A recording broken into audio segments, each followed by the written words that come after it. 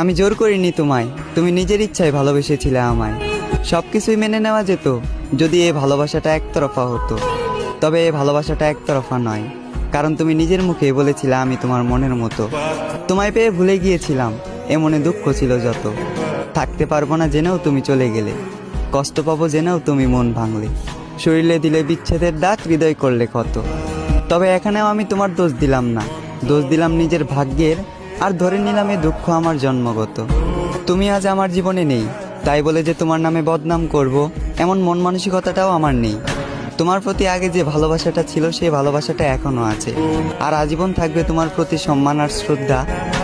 কেউ জানে না, আর হয়তো কেউ জানবেও না, প্রেমিকার স্মৃতির সাথে প্রতিনিয়ত লড়াই করা আজ আমি এক প্রেমিক যোদ্ধা।